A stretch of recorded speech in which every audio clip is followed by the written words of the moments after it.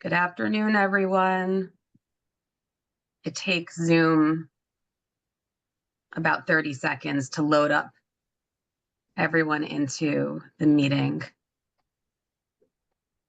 Thank you all for being here. We are going to start in about 30 seconds because this is a CLE accredited program, and that means I have time-related rules that I have to follow. And welcome back to many of you who came to part 1 and part 2 of this Guardianship series. This is the third and final part. This is complexity in medical decision-making. We have such a great panel here, and thanks again for joining us. I'm gonna wait one more, not even a whole minute.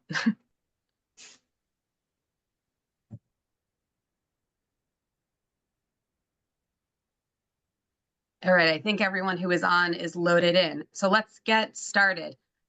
First of all, I made sure that closed captioning is enabled. If you can't see it, please click the CC on the bottom right of the screen, and you should be able to follow along there, and it usually works pretty well.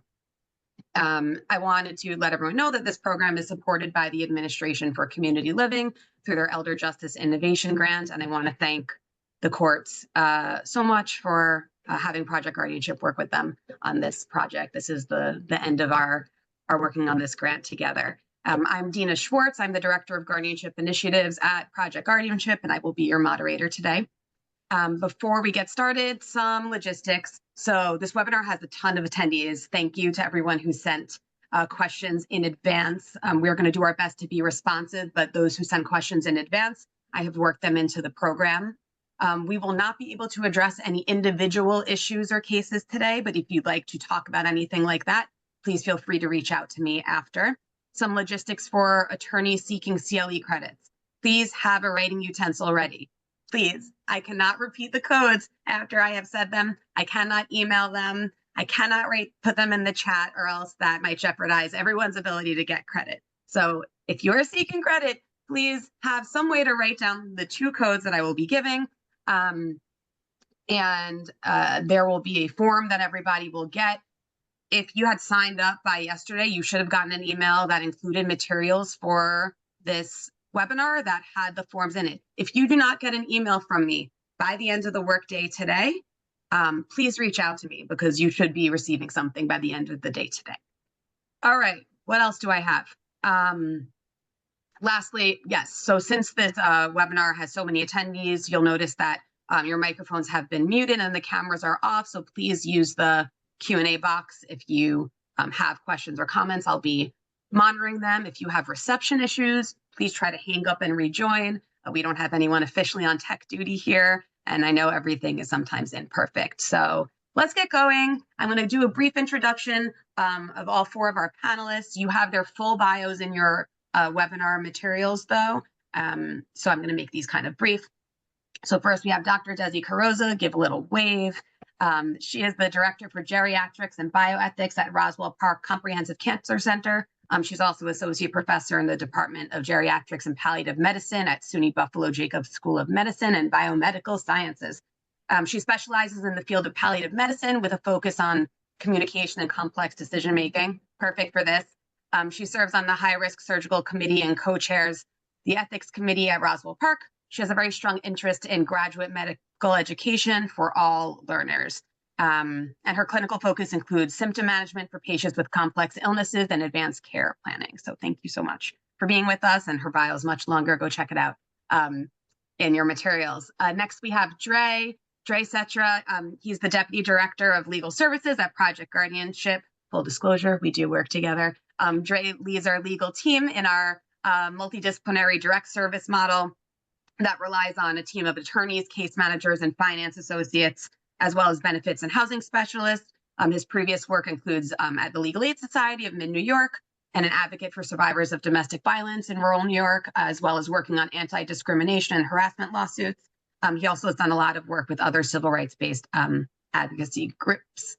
Next, we have Brad Loliger. He is the supervising attorney of the Guardianship Unit at the Center for Elder Law and Justice, based in Buffalo. They are a nonprofit civil legal services organization. He began working there as a law student intern and is now the leader of the legal services of the guardianship unit. And Brad works on a team with attorneys and social workers and client benefits managers and accountant to provide guardianship services to clients in Western New York.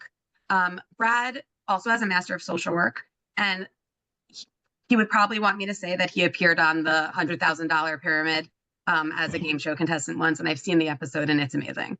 And then finally, we have Judge Lisa Ottley. She's an Associate Justice of the Appellate Term of the Supreme Court, presiding in the 2nd, 11th, and 13th Judicial District since her appointment in 2023. There's so much to say about her. Please check out her full bio.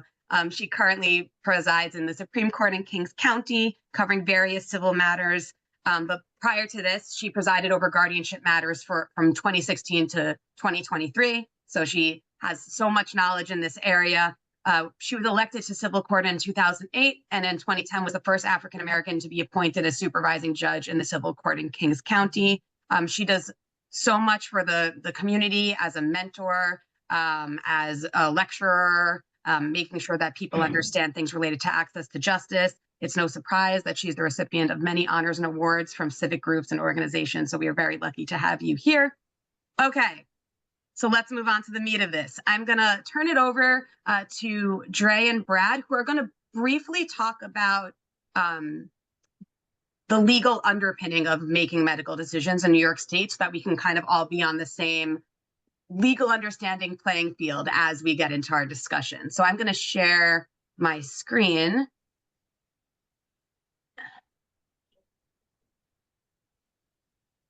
Here we go.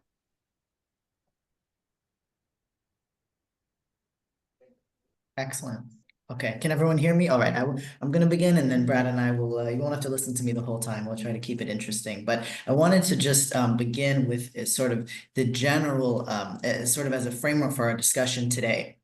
The general understanding that individuals are generally presumed to have capacity and to retain the authority to make decisions about their lives, whether medical or otherwise. And what I wanted to highlight as well, I mean, we're going to talk about a few different frameworks, but especially specific to the work that we do at Project Guardianship as Article 81 Guardians. This language is very clearly delineated in Article 81 itself in Section 81.29, which indicates that even for a person where a guardian been appointed, an individual retains all powers and rights except for those which have been granted to a guardian. Again, so I mentioned that because I think it's going to come up throughout our discussion. And it's sort of like a thread throughout many of the different statutory components that we're going to talk about today. So the first being, I'll highlight just a few sections of Article 81 that are applicable to our discussion here, and then talk a little bit about another alternative for setting forth advanced directives, which would be a healthcare proxy. And then in addition, some of the guidelines under the Family Healthcare Decisions Act for patient surrogates, folks who are making decisions on behalf of loved ones or as a guardian or whatever the case may be. So as I just pointed out, there were just a few things. We don't have time to go through, obviously, the entire statute here, but I wanted to highlight, I highlighted the section about individuals retaining all the authorities not given to a guardian. And then, of course, the other piece that I wanted to just touch upon is under the duties of the guardian, just this general concept as well about really affording an individual, again, even a person under guardianship, the greatest amount of independence possible and self-determination with regard to making decisions pertaining to their personal needs. Of course, looking to the person's functional level and what their appreciation is of their functional level and limitations, and looking to their wishes and preferences. Specifically, when we're looking under of course, medical decision-making and how that comes up in Article 81. I wanted to also highlight under Section 8122, where we see language around the authorities given to a guardian who has personal needs powers. Of course, every order that we would see would be very narrowly tailored to the individual person. But when we look at some of the language and some of the potential ways in which a guardian might make medical decisions, there is specific language in Article 81, again, under the framework of making decisions that would be consistent with the functional limitations of an individual and what their appreciation is of those limitations, as well as their wishes and preferences. There's a section under 8122 where we see language, again, around the ability for a guardian to consent to or refuse generally accepted routine or major medical or dental treatment And there's also a reference, I won't go too much into the weeds of it, but a reference to another section of the statute which deals specifically with life-sustaining treatment as it's defined under Article 81. And then, of course, we see extrapolated upon in much greater detail under the FHCDA. I should have mentioned that Article 81 was passed and came into being well before the FHCDA. That was back in the 90s, and the FHCDA, of course,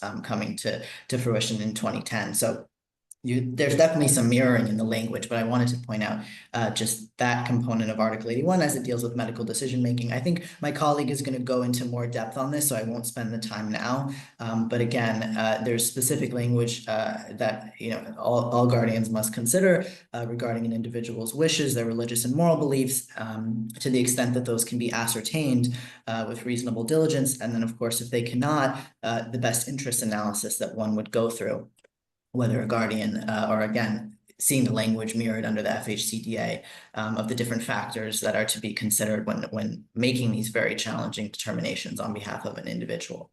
The other component I wanted to just touch upon, I think we're going to touch upon it a little later, so I won't go into the definition right now about major versus minor medical treatment, but I will go to just stay on this section right here. I'll move along to healthcare proxies and just explain. Again, we can't spend all day going through. There's a lot more in Article 81 that we could get into, but as far as health proxies, that would be another tool for individuals. Traditionally, in our experience, when we don't have a guardian in place, but of course, there are certain instances where we would see a health proxy being retained and a guardian being in place. Again, oftentimes those are revoked once the guardian is established. But what I wanted to point out is healthcare proxies being another element of advanced planning. Certainly a highly recommended tool for folks who elect to have an individual appointed, a trusted individual, to act as their healthcare agent to make decisions for them if they're unable to do so. And again, the presumption being that a person is going to retain capacity to make determinations. And I know with the healthcare proxy specifically, it would be certain triggering circumstances where an individual would be to such a condition that they would no longer be able to make those determinations on their own. And I would just point you to, I'm not going to have time to read through the whole statute here, but the Public Health Law, Section 2981, which delineates in much more depth, again, the specific forms that would be used for that. We would have witnesses, there indicating that the individual who's making that determination is of sound mind to do so. And also just wanted to highlight there are certain provisions in that section as well for individuals who reside in what are classified as mental hygiene facilities. Additionally, that can be explored in more depth reading through that section of the statute. And then, of course, we have the Family Healthcare Decisions Act, which would come into effect. It's in the language of the act itself, but we would look to that when we're dealing with surrogate decision makers for individuals who don't already have a healthcare proxy or other individual available to act as their patient surrogates. And so it would apply in the case of various types of healthcare decisions, as well as decisions regarding hospice care in various settings. There's very specific language in the statute, some of which I will highlight here, but others of which we don't have time to go through in great depth.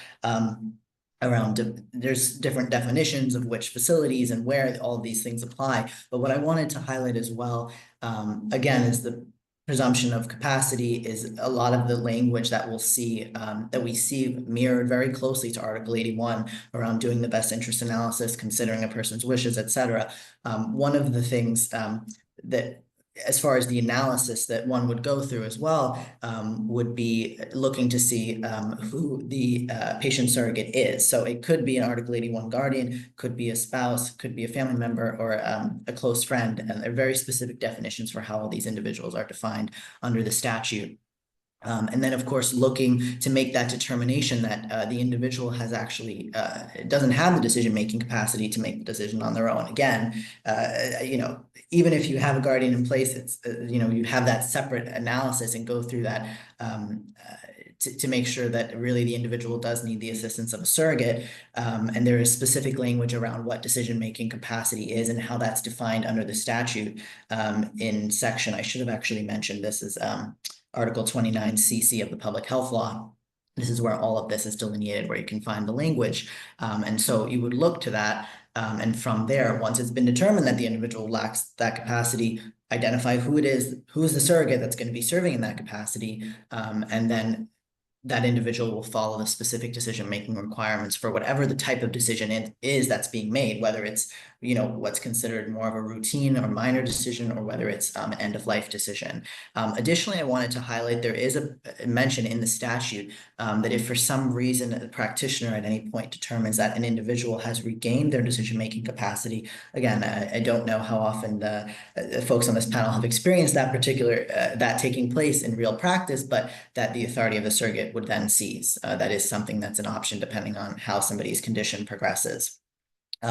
Additionally, I wanted to just point out, again, the language that mirrors very closely the language of Article 81 in Section 2994D4A, where we see again language around considering a person's wishes, religious and moral beliefs, and then again, if those wishes cannot be reasonably known, going through the best interest analysis that we would expect to see when making these very challenging decisions. The only other section I'm going to just briefly highlight, because I know we have to move things forward, would be decisions to withhold or withdraw life-sustaining treatment.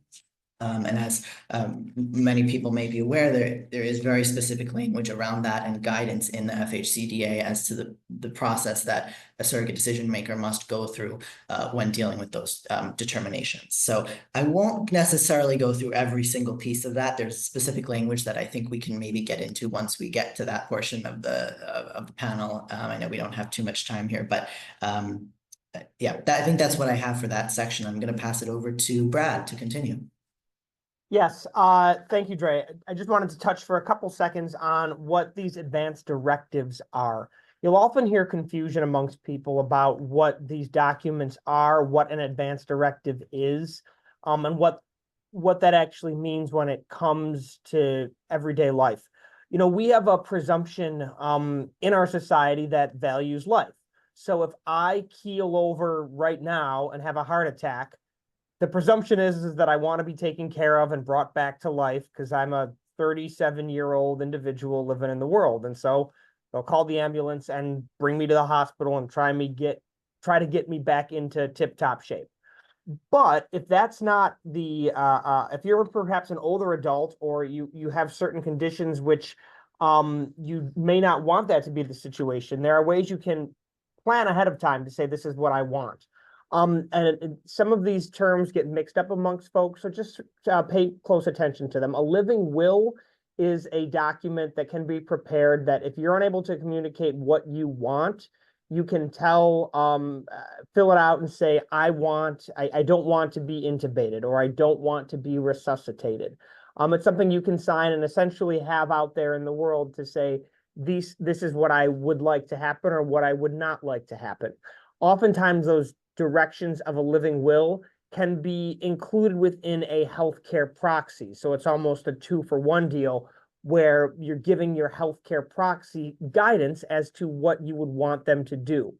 I could fill out a form today naming Deena, our presenter, as my healthcare proxy. She doesn't have to sign it, and she would have no idea that I filled that out. And so it's important that if you do have a healthcare proxy, you have a conversation with them about what you want, that you maybe put information into your healthcare proxy document to say what it is that you want, or at least have that conversation with them.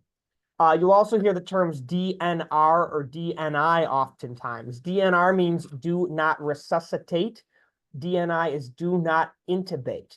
It's really important to have important conversations with your medical providers and family and friends about that. What is it that you want? What is it that you don't want? Sometimes in the medical field, you'll hear people use the word allow natural death as opposed to DNR, because is the body really ready to be done? There is never a pure answer. We're going to get into that into our discussion, our panel discussion, but you'll often hear DNR, DNI as something that's thrown around. And then there's also a MOLST, and I'll let Deena click forward on that. The MOLST stands for Medical Orders for Life-Sustaining Treatment. The MOLST sort of wraps up your advanced directives, whether a living will, DNR, DNI, except that MO is medical orders. It's a doctor signing off, and you're allowed to say, Yes, I want CPR, or no, I don't want CPR. Yes, I want to be intubated. No, I don't want to be intubated. Do I want antibiotics, or do I want IV fluids? And this form is supposed to be signed by a doctor and reviewed on a regular basis. And then this lives, it travels with you. And for folks who are in assisted or skilled nursing facilities, it lives in their chart so that they have it. So it's with you, and that those advanced directives are in place. So as opposed to the scenario I just laid out a minute ago, if you have an older adult who is 90 years old, who is living in a nursing home, and they've made a decision to say, you know what, I don't want to unnecessarily prolong my life. If it's my time and the good Lord is coming to get me, let me go. And you can have this form signed to essentially override that presumption that we want to bring somebody back. And that way, if you're okay with that and your doctor's okay with it, if somebody goes into cardiac arrest, the medical order will be that that person will not undergo chest compressions for CPR. We're not going to load them into an ambulance and take them to the hospital. And these are really heavy things to think about. There's a lot of medical trauma that can happen at end of life, and we have to ask ourselves, is this necessary? I don't have the actual stat in front of me, but you watch CPR on TV, it works all the time. In real life, especially if you're an older adult, may not be as successful. It also can be violent, where you're cracking ribs and doing all these things. So we really need to think about whether or not that makes sense. I'm going to toss it back to Jay, who's going to talk quickly about the authorities of a guardian to make those medical decisions. I'm going to emphasize quickly because I was way too ambitious with our schedule. So we're going to get to a lot of these things naturally during the discussion too. Yes, I'll be very, very brief. I won't go through really in depth what's in the statute itself, but just wanted to highlight for everybody, there is specific language. And of course, there's language, and then there's actually how things work in practice. And I think that's what we're going to get into once we start getting into some of our specific experiences with all of this. But that under Article 81, there is certain language around what would be considered a major medical or dental treatment versus what would be considered minor or routine. Now, of course, to a person going through it, they may feel that something is major, and even if it doesn't necessarily fit the definition of the statute, but there is language in the statute around that as to what types of interventions involving what kinds of risk would be considered, again, routine rather than major. Additionally, I wanted to highlight that for a guardian, we would not be authorized to consent to the administration of psychotropics over objection of an individual, to drug use disorder treatment over objection either. And just wanted to highlight for folks a decision of Rivers v. Katz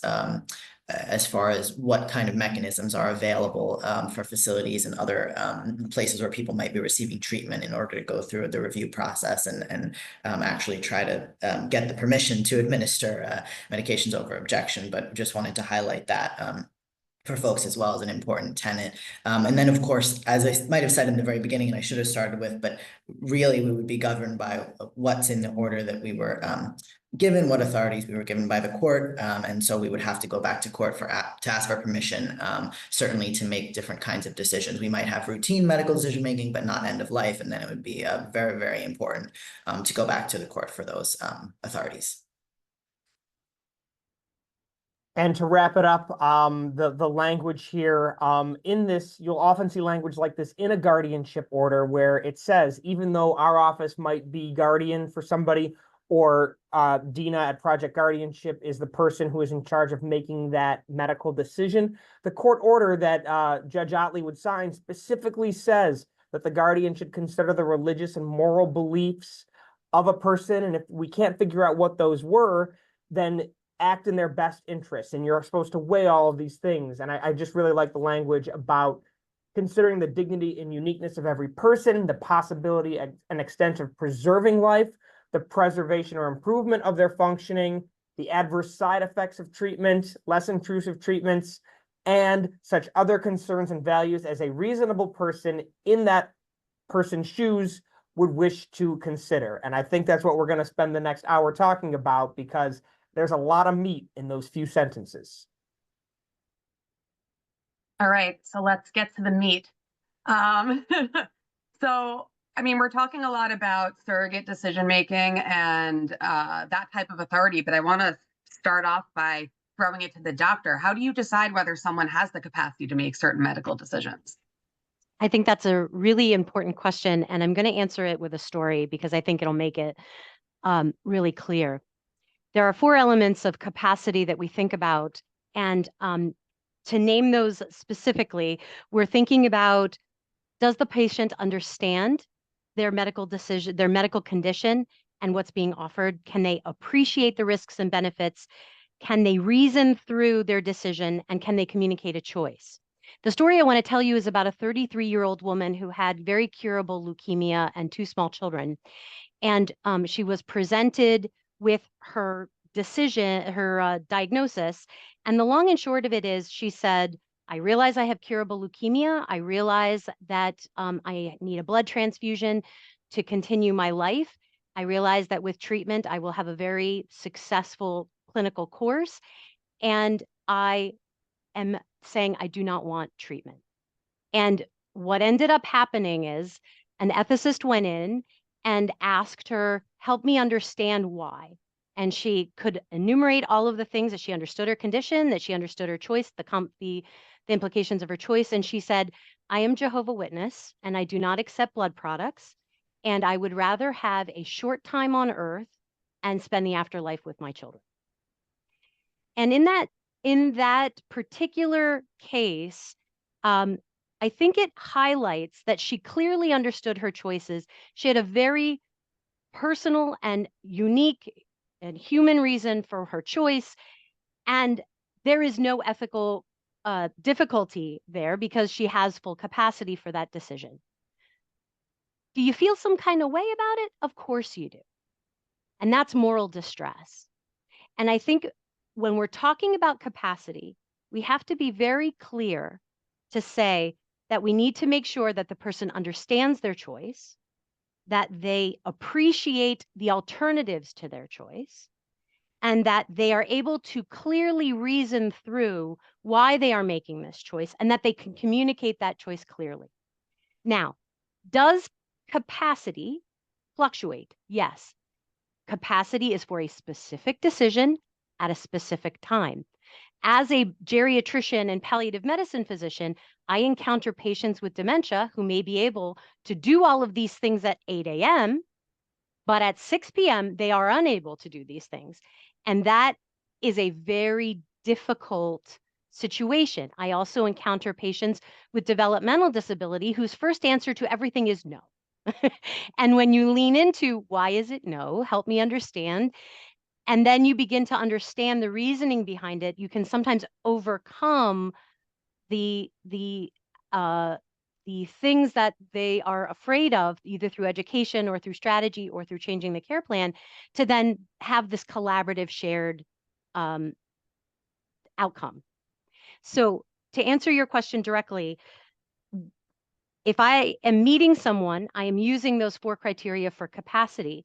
The caveat to that is if they have a significant component of mental illness that is active in that moment, that is contributing to their ability to process and come through this, I will often ask my psychiatry colleagues to lean in and support some of this decision-making as well,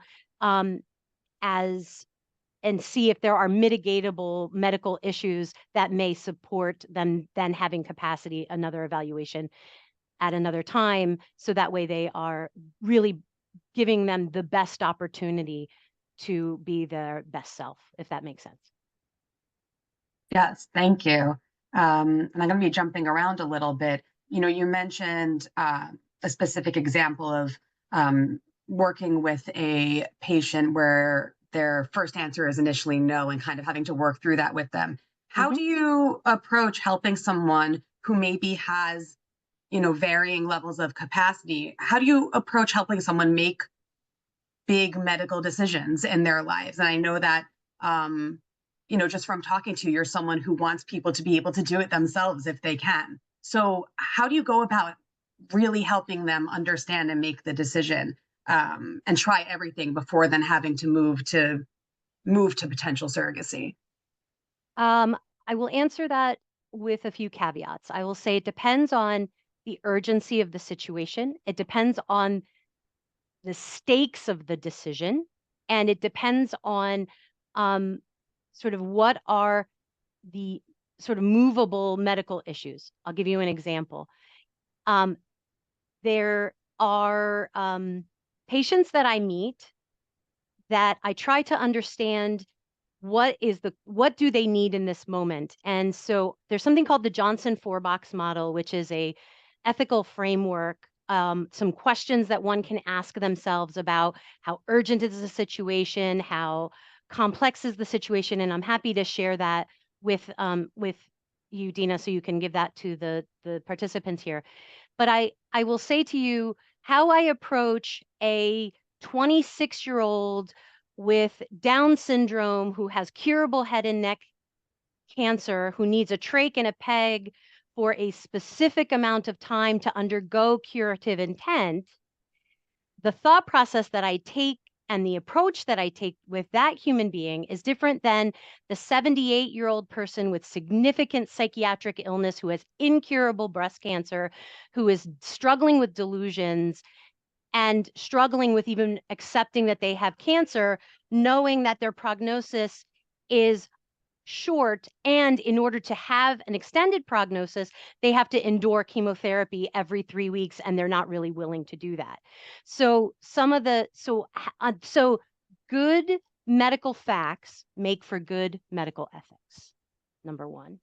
So understanding who is the human being in front of me, who have they been in their life, and understanding what are they having to give up to get a benefit, right? There's always a trade-off when we're talking about medicine, right? What does this human being have to endure in order to get the benefit? So what I will think about and ask about is, who are the people in this person's life who can act as supports? What are the strategies of communication that work well? We are developing an adaptive care plan model here at Roswell Park, where patients with developmental disabilities, we have the opportunity to get to know them as human beings in a way of like, what are things they like? What are things they don't like? What are they afraid of? What is successful? What isn't? What is not successful for them when communicating? And then we have a child life specialist who often helps us, who have strategies of communication for people who have childlike thinking. They may be chronologically adults, but may need support in their decision making. So for example, if someone is afraid of needles, do we have a strategy for addressing that in a way that makes it meaningful to them and makes it safe for them? So to answer your question, it's about the human being in front of me and in front of us, and how do we meet them where they are, but also who have they been and who are they hoping to be, so that the danger that we have is when we only get a photograph, we don't need a snapshot, we need a movie, right? So we need serial understanding of this human being. And sometimes you have that, and sometimes you're in an emergency and you don't have that. And so the ability to do that really depends on the situation, and it depends on the stakes. I know that's a pretty bland, like not a specific answer, but there is a lot that goes into supporting people and helping and also asking the questions. And I want to empower those of you who are listening as guardians to say, help me understand, are there alternatives that we could do? And if there are, sort of what are the trade-offs with some of those alternatives? And understand and feeling empowered to ask those questions. That was amazing. I love that we need a movie, not a snapshot. That was a really amazing explanation. I want to pivot a little bit into situations where there is a guardian. So Dre mentioned earlier a little bit about major and routine medical decision-making authority. I wanted to ask the judge, how do you decide what level of authority that you're giving to a guardian, whether it's routine or major? Okay, so, at this point, we've already had our hearing, but prior to the hearing, you have a court evaluator and the attorney for the AIP and all those people in place who have given a lot of information to the court. And there are times, and just going back to what the doctor said in reference to having someone who can appreciate and understand and communicate, we do sometimes have Article 81 proceedings where it's a person who is in need of a guardian and who is seeking the assistance of the court to help them with those decisions. So in having someone in place, we pretty much, through the court evaluator and through testimony, have received a history of that individual. And if there is family involved, the family has given a history as to what that individual is used to doing, what that individual may have communicated. And if everyone's on one page in regard to if the individual is on medication and the things that they may or may not have done in the past, it will assist the court with what should be in the final order and judgment as to those powers to be given. And when we talk about routine, we're talking about, do we give the person just basic medication? Someone who can't get up in the morning and take the meds that they have gone to the doctor, they understand what the prescription is for, but for some reason they're unable to take their own medication. So you have someone who is going to administer that medication for them.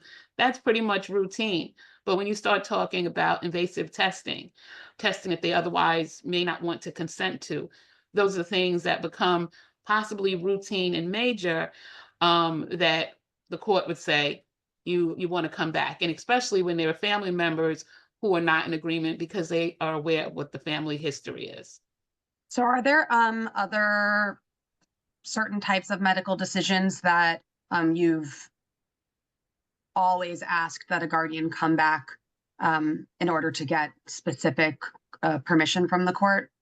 For me, I've had a couple of cases where the individual was able to communicate, and she was really suffering in terms of the lower part of the body, the legs and everything.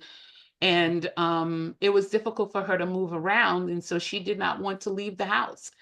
But we knew that she had to get to the hospital. The one thing that was very interesting is that she wanted to come to court because she didn't want them making the decision about amputation. And while she was spoken to about this, if you don't have this, you may lose both of your legs. This may happen to you. And, she understood it, but outside of her fear, the fact that, what do you mean you're going to remove my legs? That's not what I want to happen. There has to be something else that you can do. So she actually came to court. She asked me, and I'm not the doctor, right, to look at her legs. And we talked about it. And I am a believer that if the person can communicate, let them have as much time that they need to make those decisions. Don't rush them. If they want to see the judge, let them see the judge. I've had, I saw I think it was one of the Q&A questions about Article 17A, and I've had that where they should have been over in the surrogate, or they were pushed back over to an Article 81, where you have someone who is highly functioning with autism and they can make decisions.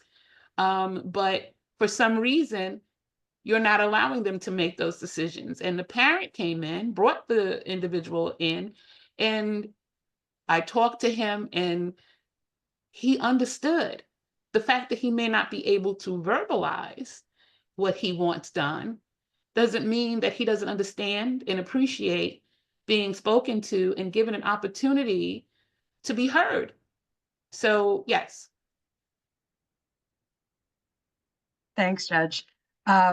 So let's continue talking about decision-making authority. And I wanted to ask the attorneys about something that I think comes up quite often, is a little bit tricky. So as guardians, have you ever encountered a situation where maybe you don't have medical decision-making powers and a guardianship client is in a medical setting and there's an assumption that you should be the people making the decision, but actually the client is retaining that ability to make the decision themselves, and kind of no one knows who to look at to make the decision. And there's kind of like a conflict who the appropriate decision maker should be under the Family Healthcare Decisions Act. How do you deal with situations like that where no one knows who the decision maker is, or maybe you disagree with what the hospital thinks in terms of who should be making the decision? Anyone? I'll you know, these are obviously tough. Every single guardianship case is different. Every circumstance is different. Every person living with dementia is different. So there are times when a person may be deemed, and I don't know how many people on this call are super familiar with guardianship, but we are all presumed to have capacity until such time as the judge issues an order saying you are incapacitated. If a doctor just writes dementia in a chart, it doesn't mean that you have lost legal capacity. And so that is a really important distinction. We have a hard time when we do have some people who have been deemed incapacitated, but they present really well, right? So they end up in the hospital, and then nobody calls our office as guardian. And then I'm up there a day later, not yelling, but saying, why the heck did you let this person who does not have legal authority sign off on their own medical treatment to consent to an NG tube? Or why did you let this person enroll in health insurance when they have no idea who the president is or what's going on? It is very hard to manage those things. I will say that from our perspective, we do try to have narrowly tailored orders. It is what the law requires. However, I need to balance that with the fact that, well, and Judge Ottley, this is my first time meeting you, so I certainly don't mean to pick on you during our call, but when a judge signs an order, from the legal perspective, the court can close the book on that and say, okay, there's the final order. We're done. The matter has been settled. But that order lives out in the real world, right? And so maybe all the attorneys are done with the legal aspect of it, but then I'm the one who's getting a call at 2 a.m. My wife will tell you I'm very good at getting up in the middle of the night to answer a phone call to make a medical decision. And so the last thing I want to be faced with is a situation where all the attorneys did not think about this stuff during the pendency of the guardianship, so that now it's Saturday at 2 a.m. and I realize that I don't have the authority to sign a MOLST to make an end-of-life decision. Well, now is this person going to unnecessarily suffer because I can't get in front of a judge till Monday morning to file a motion? You know, that's why our reputation as a guardian sort of precedes us, because we have a situation where we make these ethical decisions and talk about them to make sure we're doing right by our people. So, you know, as Dre mentioned earlier, you know, we get reasoning in our court orders for why the revocation of a healthcare proxy is important, so that there's only one decision maker at the time. We also run into a lot of problems with families where family members want to be in the chart so they can get medical information. And while we're not trying to be jerks and cut off information, but as Dr. Carozza can tell you, the hospital setting is crazy. You may have one doctor who's there for a couple days, and then a new hospitalist comes in who needs to totally learn the whole new case. And there may be a nurse who was on 7 to 3, and then the nurse from 3 to 11 doesn't know any different, and then is calling family members who they assume can make medical decisions when they don't have the authority to make those medical decisions. So it's a lot of work on the front end of me being on the phone saying, no, that woman is not my aunt. I am the court-appointed guardian. Let me fax you the court order. It's a lot of that work. So it's sort of girding yourself for that to make sure that you're able to make those decisions and snap into action at the right time. It's something that I think comes with experience as a guardian.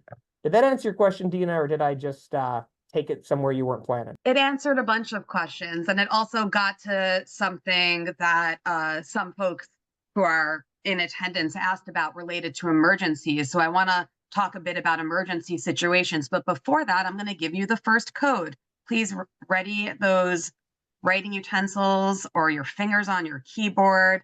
Code number 1 is GM78. That's G as in guardian, M as in Mary, 7-8. G as in guardian, M as in Mary, 7-8. All right. So now that you have that, and now that you all are not going to ask me in an email in a couple of hours what the code's going to be, because I can't give it to you, let's talk a little bit about emergencies. So Brad mentioned, finding out as guardian, he doesn't have authority to sign a MOLST, a client is in pain.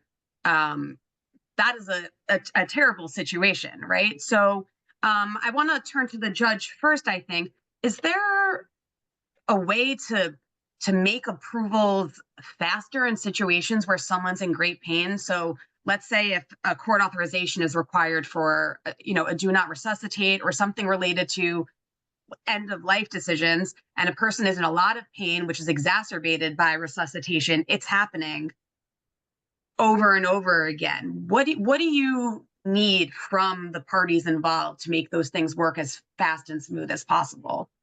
So I see that someone put in the chat about when emergencies happen, and it's usually on a Sunday when the court isn't open or something. But let's just assume that it is during a weekday and you have this emergency because something has occurred. And I've had this.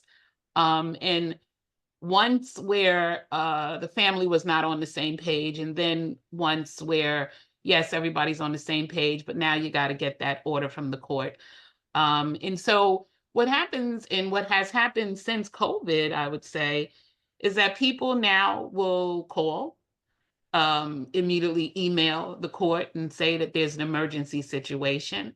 I will get everybody on Teams that I need to get on, and we'll deal with it from there. So there are times when something can happen extremely quickly because all of the interested parties are aware of what's happening, because prior to getting to the court, everyone was involved in, trying to make sure that the best interest of the individual is being addressed. And now we got to get to the judge. We got to get it so that it can happen quickly. So those are those times. When it happens and the court isn't open, that's a whole different situation. So you got to be prepared for the next day that the court is open. And I would do something similar. When you have a situation when the parties are not on the same page is when it becomes more difficult for the court, because you're talking about now trying to get the doctor who may not be available, as Brad indicated, and pulling everybody into one space to have that conversation that is necessary is often difficult. And just to go back, when we talk about the hearing and getting as much information so that you can incorporate it into a final order and judgment, that's key, because that will help you. That will help the guardian make those decisions. It's not always thought about, but as we address this over and over again, giving the knowledge, the education to all of us, myself included as a judge, you want to have as much information that's available to you in regard to if there is a healthcare proxy, if there's a power of attorney, everything, any directive that you're aware of that might be out there, deal with it in your final order and judgment to make sure that there are no mistakes and that we are aware of who is actually with the power to make those decisions. We have someone who asked a question. Deena, can I add something yes. to Judge Ottley? Judge Ottley, I think that's a beautiful, beautiful sentiment for people. And I think the thing that I want to add to that is understanding that when patients are seriously ill, the facts of their medical condition also evolve. And I want to, again, advocate strongly for people to begin to ask the questions of the physicians caring for their loved ones to say, here's where we are. Can you help me understand where we might go? Because then the judge and the attorneys have a much better ability to advocate for the things that need to happen. And I think that's really important that the legal system has information, but the patient's medical complexity is dynamic. And so advocating for there is a lot of physicians that may know what might happen. And so I want people to understand and advocate and say, help me understand where we're going over the next weeks to months. So that way, as they're preparing to advocate for this vulnerable person, that they're putting all the right pieces in place for them. Thanks, Dr. Carozza. Every time you you speak, I feel like it's like long processing in my brain, because this is, for me, such a missing piece of the perspective for me. So I just need to say again, I really appreciate having you here. And I think the work that everybody is doing is incredibly important, because these situations are super complex. And the reality of it is that life is messy, right? And we are trying to do right for someone who is vulnerable. And the reality is that I believe that physicians have a responsibility to the patient and their caregivers and the system to share the knowledge that they have.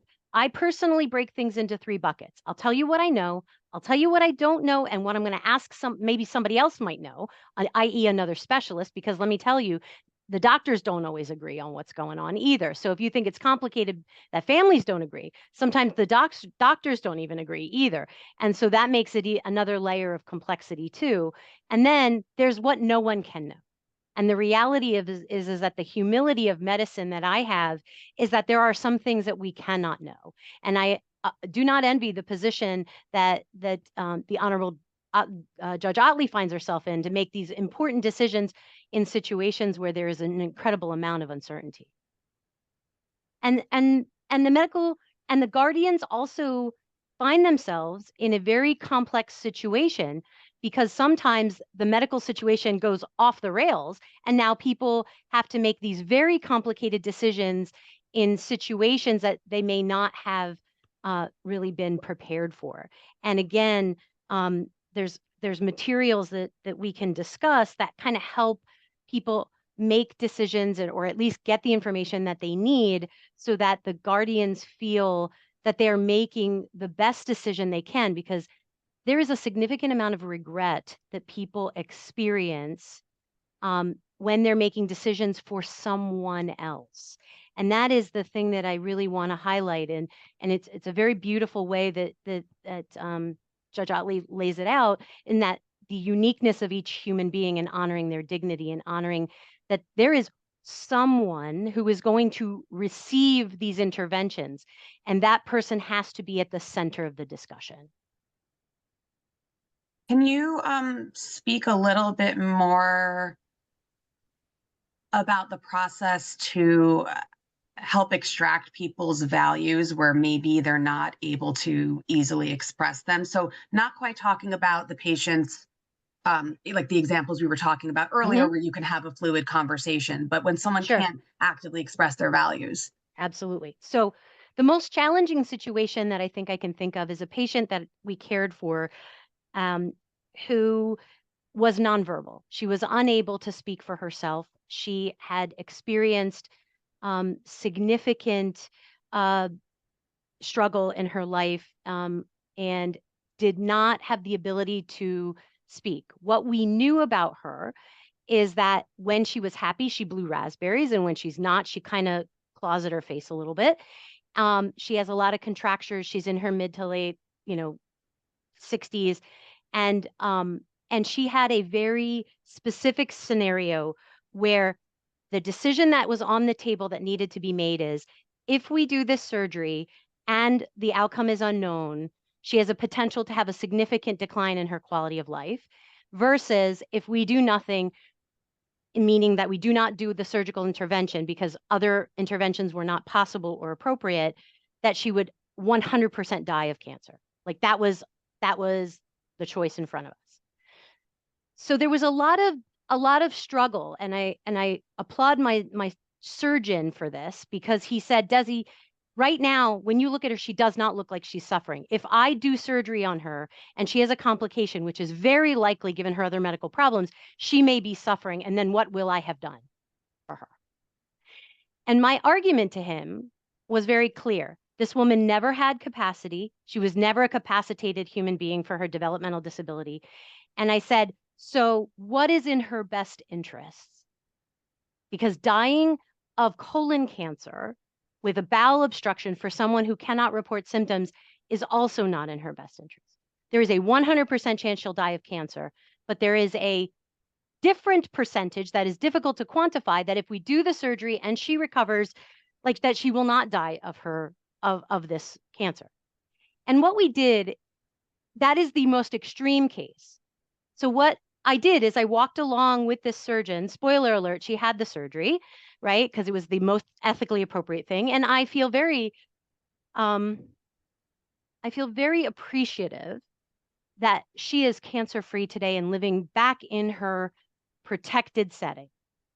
And that is called the disability paradox, where someone who in healthcare thinks that someone else's quality of life is lower than the person who has the disability would rate it themselves. So be aware of the disability paradox. It does bias us.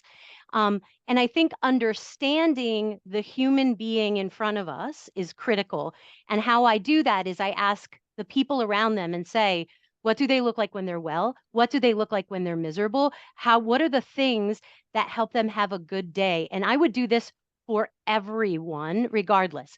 What are the things that bring this person joy? And what does it mean to live their best life?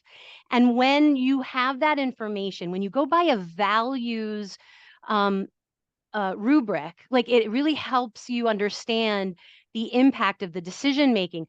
Who is this person and what brings them joy and what brings them life and how do they define suffering?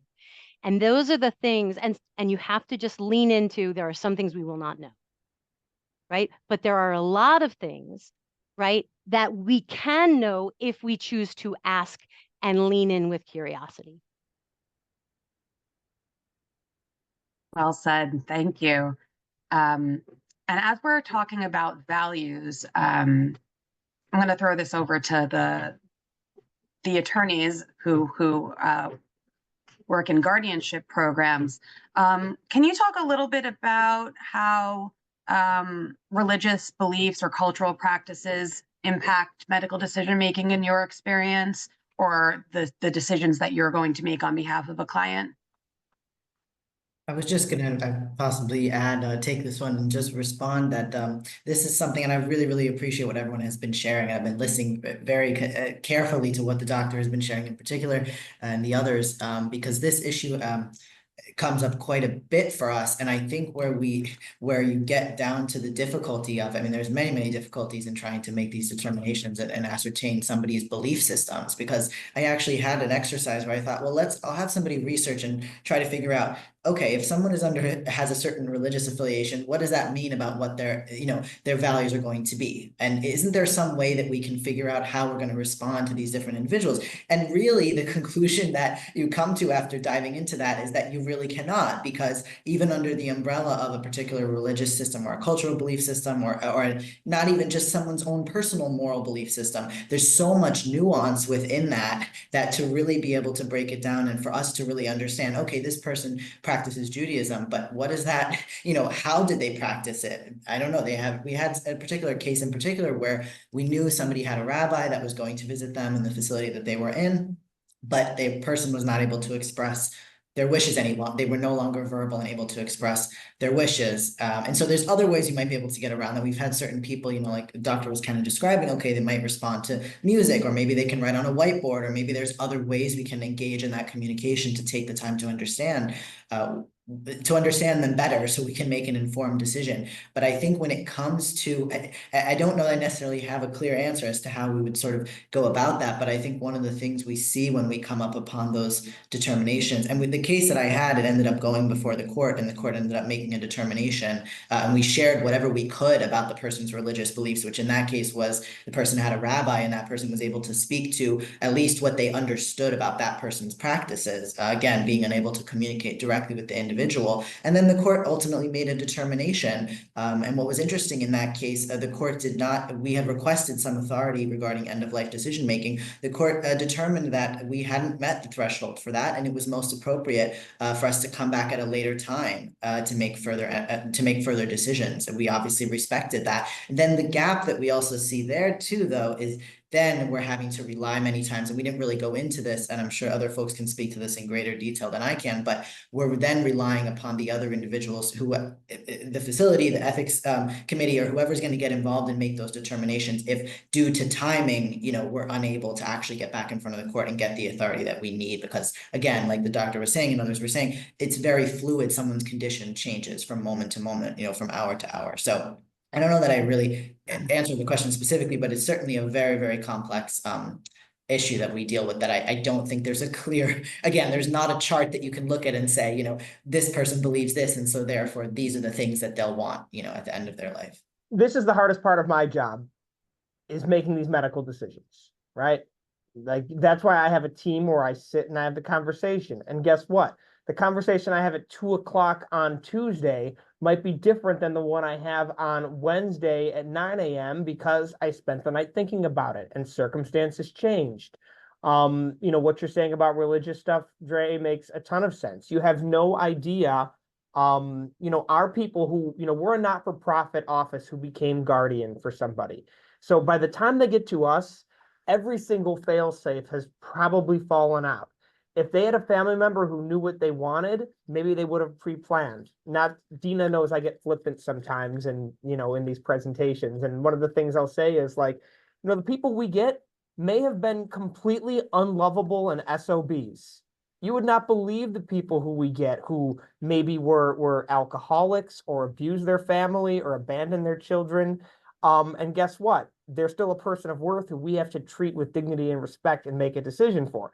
However, when you call up the daughter and say, hey, did you ever have a conversation with your dad about what would he have wanted? They're going to tell me, call me when he's dead. I don't want anything to do with him. So we have to make decisions.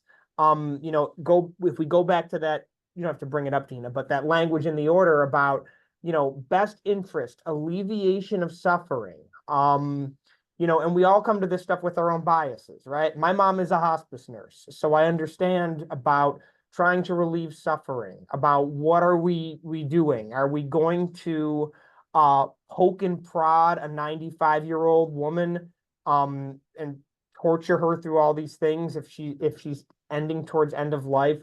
What is the quality of life? We're constantly looking at that to try to make those decisions. And so there is no, this is a great summary for the presentation, and it's going to upset everybody. There's no answers here, right? Every single patient is different. Every single client is different. Every single circumstance is different. And those circumstances change from hour to hour, time to time. That's why, when we visit our people pursuant to the statute at minimum 4 times a year, but oftentimes more, try to talk with them and have a conversation.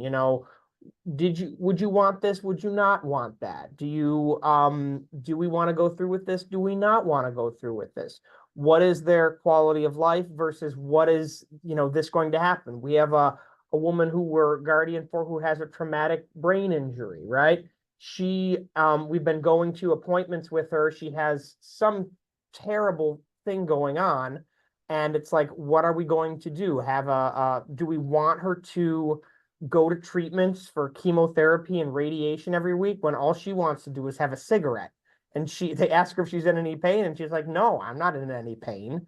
Did the TBI affect her ability to feel pain in some way? So what are we going to do? And so trying to understand what makes the most sense is an ongoing process. And so there are times when a facility will come up to us and say, hey, there's no MOLST on file. You need to do a MOLST. Like, well, no, I don't think it's appropriate for her to have a MOLST right now. She's fine. She's healthy.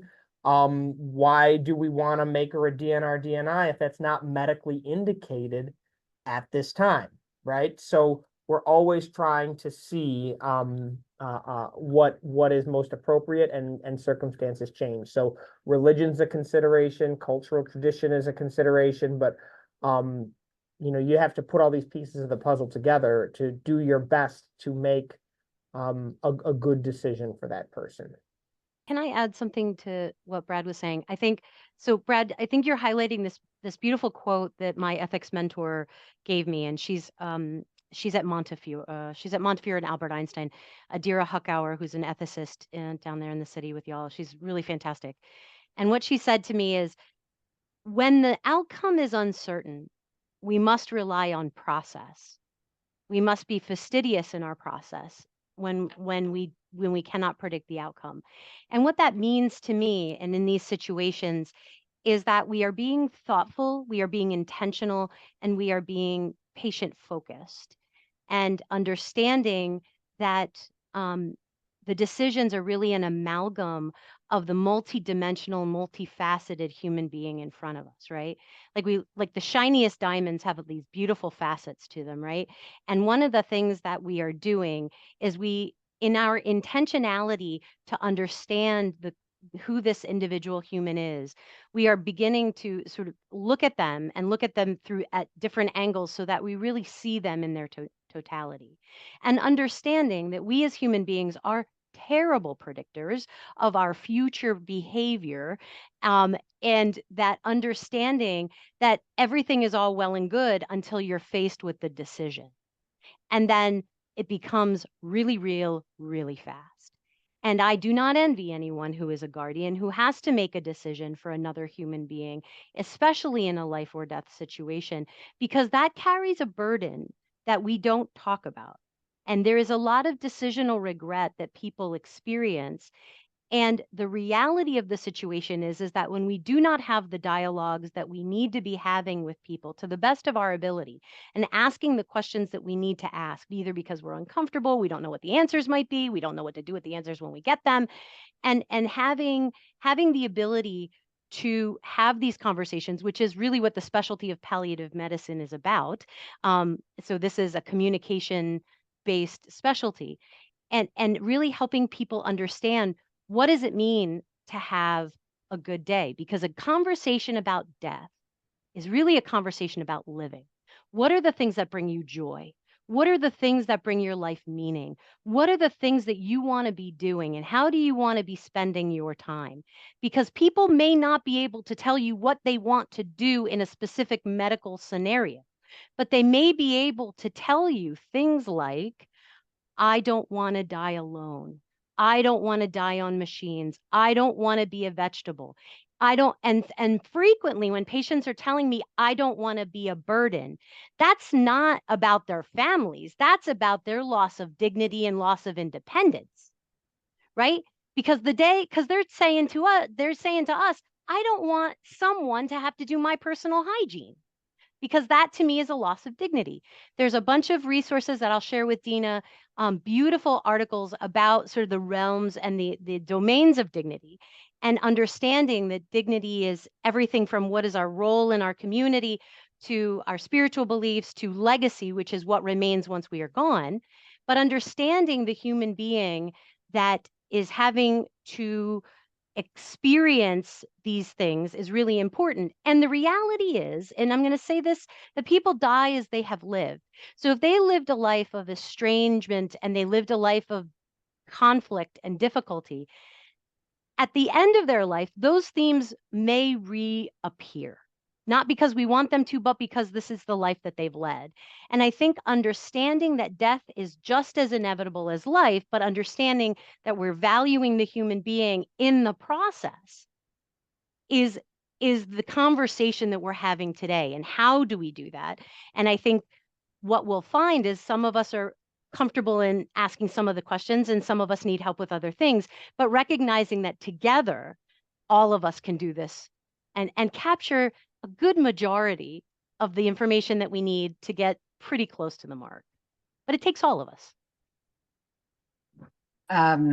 Thank you so much. And I'm also really looking forward to these resources. I think that they'll be helpful for everyone that's here. And I will make sure that I send them out by email to everyone that's on this right now. Before I forget, I want to make sure I give you all the second code. The second code is 23SP. That is 23, S as in snake, P as in panda. 23, S as in snake, P as in panda. We only have a couple of minutes left. I'm sorry for people's questions we didn't get to, although we did, a lot of questions were naturally answered, which is wonderful. People are throwing up so many beautiful emojis. Someone just threw emoji flowers. I don't know if anyone saw that. That's very nice. I want to give some others the opportunity as we're finishing up here. Judge Ottley, did you want to mention anything related to the role of cultural practices, religious beliefs, and how that impacts, you know, the information that you're receiving and determining what power someone gets, what decision is made, especially when there's family that comes into the room, maybe family that showed up kind of out of nowhere. I think that happens often. So I think that when the Article 81 proceeding begins, for me, my staff, we look at the actual petition, we look at the names, we try to match up when we're making these appointments, people who have an understanding of the different cultures, religions, languages, and so on and so forth. When I think about cases where if that wasn't given consideration, what can and would have happened, you know, it creates more of a problem when you don't take the time to pay attention to what those values are culturally, religiously. And just doing that, it really allows the process to be a little bit more smoother than what it is. And when you have family members, whether near or far, who all of a sudden come and get involved, that comes into play as well, because they talk about, well, my mother would never have consented to this, so it's not something that she would want. And even when you have an AIP who is able to communicate, I've had cases where one in particular, this was, we're talking about culturally, someone from Africa. She wanted to make sure that I did not appoint someone who was from her village or had any sort of affiliation. And I understood why. Her father played a very significant role in Africa, and she didn't want to cause him any shame, but she wanted assistance. She wanted to get better. But she didn't want to be in the mental hygiene part. It was, again, paying a person in need of assistance so that she could get better. Again, having that conversation and being able to get from that individual or the court evaluator who would be able to talk to her and better understand, what are your needs? What is it that you want to do? How do you see yourself getting better? Like Dr. Carozza said, asking those questions, because it's important, especially for those people who can communicate. You know, it makes it easier for the attorneys and for the guardians when you talk about putting specific powers in the final order and judgment. I think it's important to have those conversations. Thank you. And I'm going to ask a very difficult question when we only have 2 minutes left. But Dr. Carozza, this one is, well, really for anyone here. If there is an end-of-life decision that has officially been made by a guardian based on in all of these good ways, and then all of a sudden the person says vehemently that they object to the decision that's made, and kind of like didn't say anything up until that point, or maybe had trouble communicating, and all of a sudden do, what happens now? So the way I would answer that is it depends on the decision to me, and it depends on the reason why they're saying no. And it also depends on the impact of changing gears, because many of my patients have a significant illness, specifically cancer. And so that changes a lot of sort of the timelines and the emergencies and sort of the trajectories. when someone says no, I lean into understanding no, because as we all know, no is the beginning of a negotiation. It's not the end, right? And so understanding why no, and understanding why no now, and understanding what does no mean in the context of the bigger picture. Because even if we cannot change it, that person deserves to feel seen and heard, because they are the person who has to live with those decisions. And we do not and should not take that lightly. And the reality of the situation is that if we're talking about a patient who's saying, no, I don't want wound care, who's a type 1 diabetic, versus someone who's saying, no, I do not want an amputation, I think these are different things that need different considerations, and that sliding scale of weight matters. But I will say to you, I have encountered people who with significant mental health issues who have incurable cancer who say, I don't want to do this anymore. And that no is very, very, very different than the no of, I don't want this wound care done, but the goal is curative intent. So I think that's the way I look at it. Again, it's telescoping, alternating in and out of the individual decision and the overall big picture, which we often need help with understanding the context for. Great, thank you. And we are at the end of our time. I could have done this for another 2 hours. Thank you so much to our panelists for your thoughts and your time and your preparation. Thank you everyone for attending. I will send out information directly related to getting CLE credit almost immediately after this, but then I will follow up later, making sure that everyone has some of the resources that were mentioned by Dr. Carozza today. Thanks again so much, everyone. And really, thank you so much, all of you. This was such a beautiful conversation and really necessary. This is amazing. Thank you so much. Thank you, Bye. everyone. Thank you. Thanks Great all. information. Thank you. Where is that?